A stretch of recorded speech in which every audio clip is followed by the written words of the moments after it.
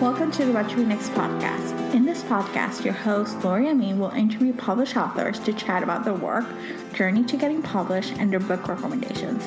If you share a passion for books and always looking for your next read, then join us. Hi, Angie. Welcome to What to Read Next podcast. Hi, Laura. Thank you so much for having me. So happy to have you here. So tell us a little bit about yourself.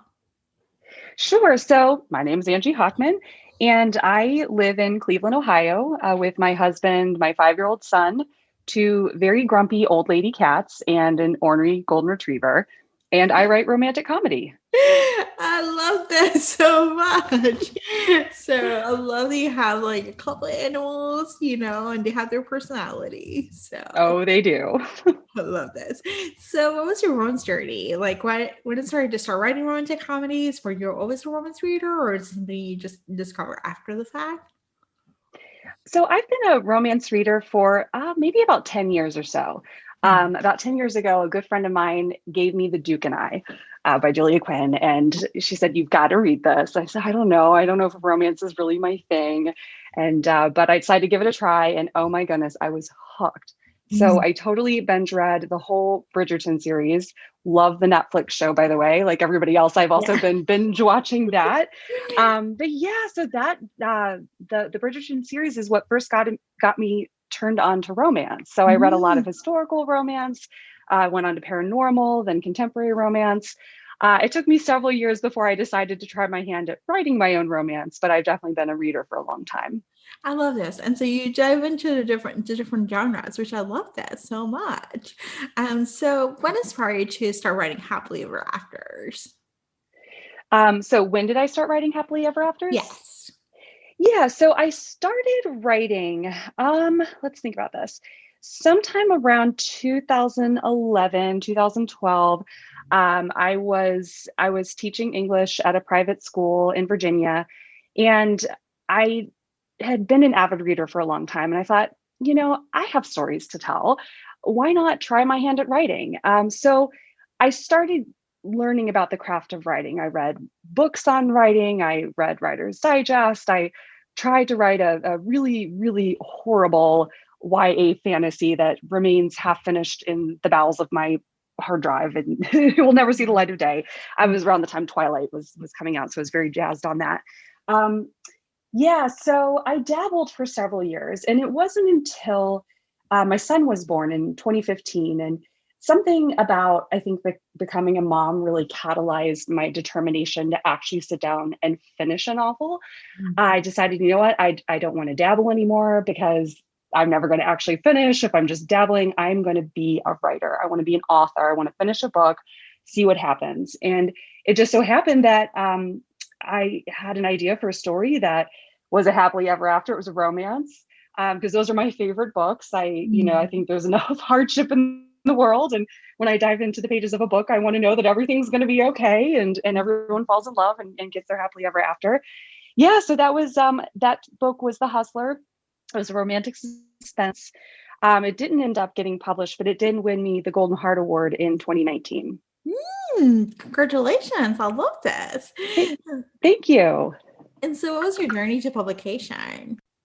It was a long one. So like I mentioned, the first romance that I finished, The Hustler, it did land me a literary agent, and it went on submission. It got very close to getting some offers, went to acquisitions at a few houses, but universally the feedback was that it was a little too difficult to break out a debut romantic suspense at the time, given the current market. So when that ended up not going anywhere, my agent suggested, she said, well, why don't you try your hand at romantic comedy? Because I think that genre would really suit your voice. My writer's voice tends to be a little bit more lighthearted. I like writing funny scenes. And I said, yeah, absolutely. I love romantic comedy. And I mean, I grew up in the golden age of watching romantic comedy movies, and that sounds great. So I started writing Shipped in January of 2018. About a year later, I finished.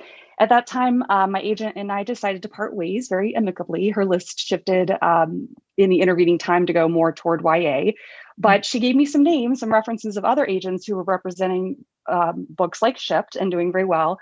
And one of them was Jessica Watterson at the Sandra Dykstra agency.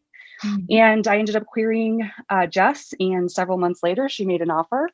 And and that was right around the time that I won the Golden Heart in July of 2019. So then a couple months after that, we went on submission, and a couple months after that, it got an offer. So I was just very, very lucky. Things kind of fell into place, but it definitely was a journey. It didn't happen overnight. Yeah, I asked this question and I'm always amazed. Like, it's really rare to find someone who's like, oh yeah, I just got an agent and like out of nowhere, a first submission and everything was like perfect.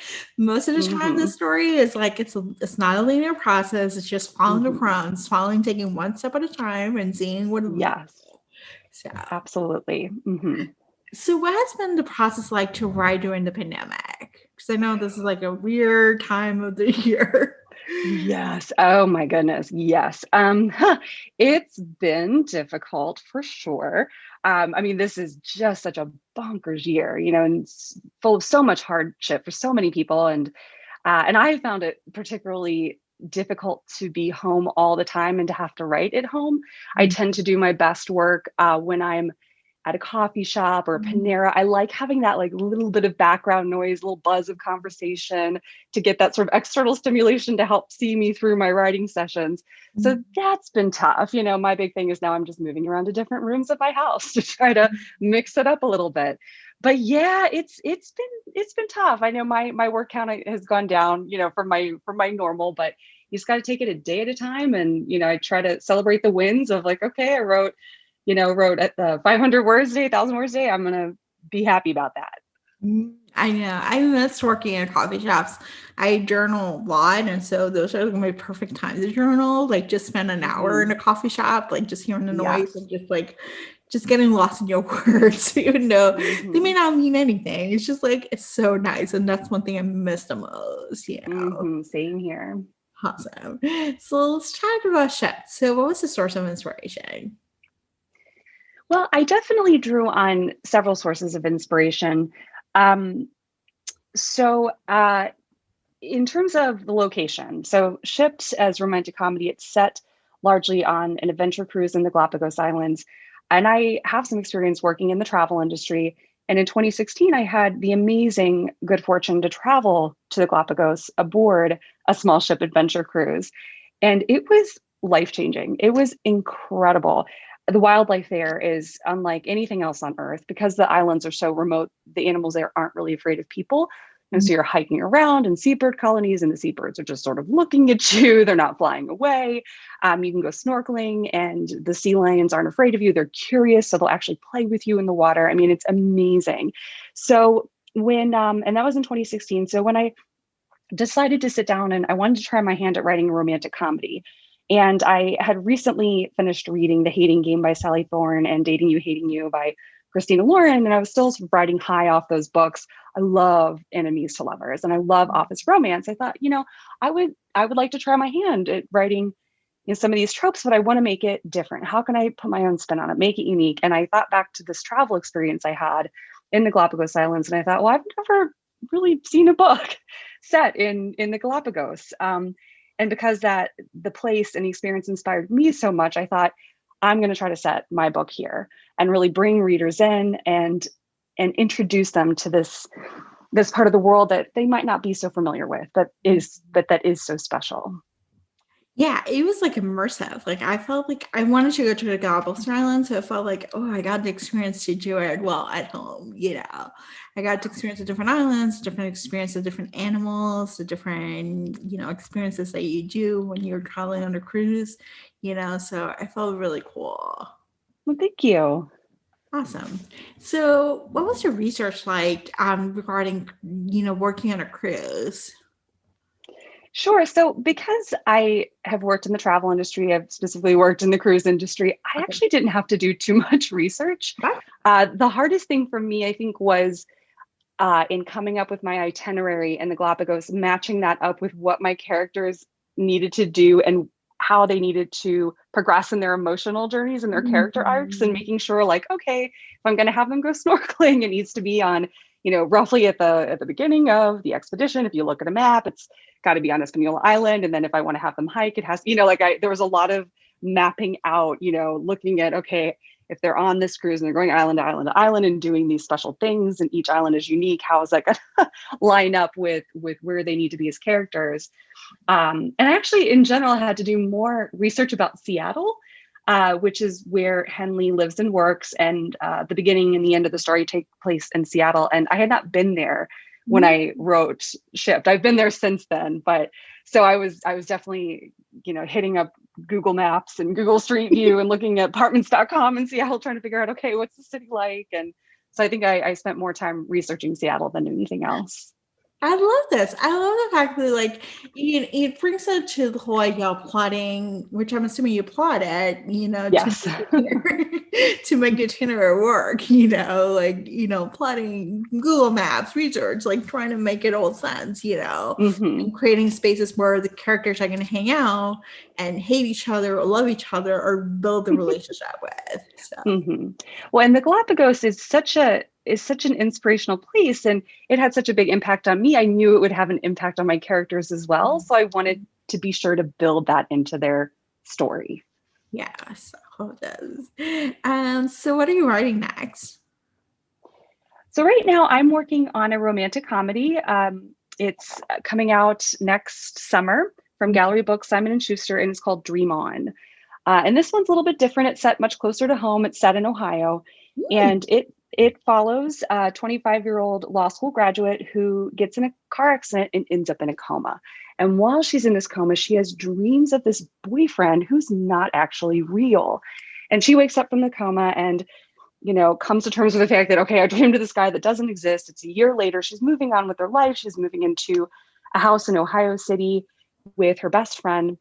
She's starting a new job, and she's walking down the street one day, goes into a flower shop and sees him. There he is, her dream boyfriend. He is in fact real. And it turns out she actually knows things about him that she shouldn't possibly know, as they've never met in real life. So yeah, that's been really fun to work on that book. And that's coming out next summer, Dream On. Oh my gosh, I'm so excited. So what is your favorite trope to write and favorite trope to read? Oh, I adore enemies to lovers, of course. That's, I think, my all-time favorite. I love the sizzling chemistry, the emotion, the running so hot. And it's like, oh, do they hate each other? Do they love each other? It's just everything's going to boil over at some point. It's so delicious. So yeah, I love enemies to lovers. And I also have a special place in my heart for fish out of water. Seeing anybody put in a situation where they're feeling kind of awkward and, outside of their comfort zone, I like that too. I love this. And so let's talk about what has been a book you read this past year or last year or sometime in the near past that you can't stop gushing about. Oh my gosh. So I got to read an arc of The Layover by Lacey Walden, and that's coming out this summer. Oh, I love it. Oh my goodness. People, you need to put this on your to-reads list. The Layover is a enemies to lovers rom-com. It has such delicious, slow burning tension. And it is about two flight attendants, and they end up on this layover in Belize. And sort of similar to Shipped, it has this very escapist vibe. It's beautiful. Anybody who, has even just a speck of wanderlust in their heart, anybody who likes travel, definitely pick up The Layover by Lacey Walden. I love this. Tell us where you can find you online. So where you can find me online? Yeah. Yep. Okay. So yeah, you can find me online at my website, www.angiehockman.com. I'm also active on Instagram, Twitter, and Facebook. Instagram, my handle is Angie_Hockman. Same for Twitter. And on Facebook, Angie Hockman author. So hit me up. I love to connect with readers. Yeah. I love this. Thank you, Angie, for being on the show. Yeah, thank you so much for having me. If you enjoyed this podcast, feel free to share with friends, subscribe, rate, and review the show. This is the easiest way to support this podcast. Once you connect with fellow romance readers and make new friends, get weekly book recommendations, attend monthly meetups, then join our Patreon community. You can join at whattoreadnextblog.com/Patreon. Romance lovers, check out Queen Bee Reads Etsy shop for cute and comfortable bookish apparel. The shop also features social justice apparel and fun items from some of your favorite TV shows like The Schitt's Creek and The Office. Use code WhatToRead10 to save. Visit whattoreadnextblog.com/QueenBeeReads. What Your Next podcast is part of the Frolic Podcast Network. Discover new podcasts to love on frolic.media/podcast. Thank you so much for listening and have a great day.